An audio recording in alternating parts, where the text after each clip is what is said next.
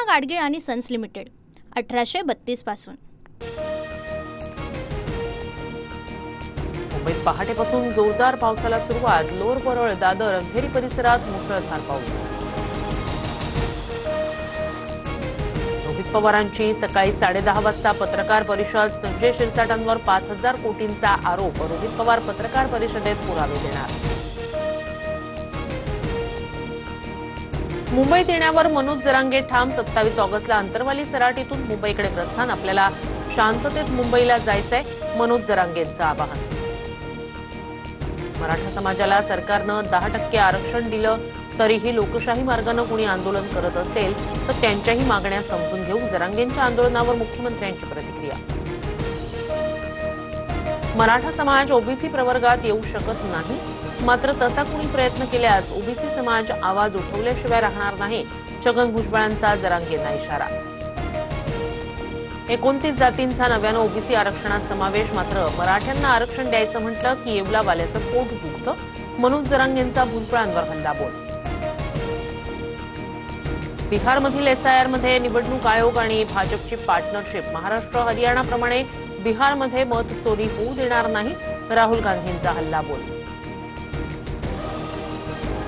मुंबई मनपा निवडणुकीच्या पार्श्वभूमीवर भाजपची तातडीची बैठक। रवींद्र चव्हाण यांच्या उपस्थितीत भाजप प्रदेश कार्यालयात बैठकीचं आयोजन।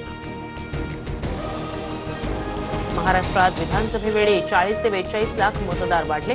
मतदार याद्या तपासा, मतदान करू देऊ नका, उद्धव ठाकरेंचे पदाधिकाऱ्यांना आदेश।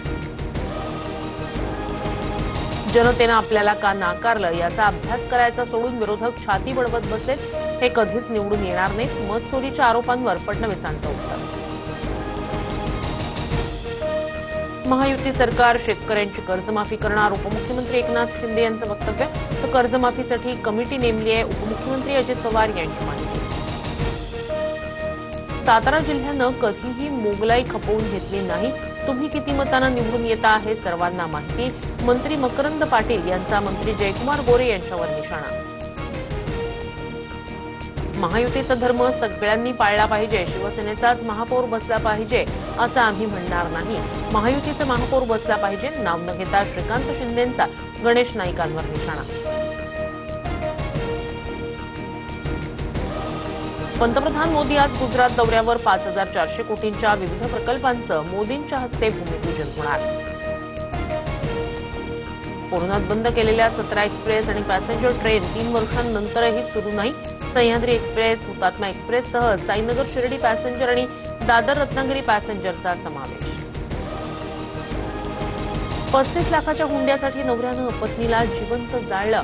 उत्तर प्रदेशातील ग्रेटर नोएडा इथली घटना। पोलिसांच्या एन्काउंटरमध्ये हत्यारा नवरा जखमी। लालबागच्या राजाचं प्रथम दर्शन टीव्ही 9 मराठीवर। ही शान कुणाची? लालबागच्या राजाची जयघोषानं परिसर दुमदुमला।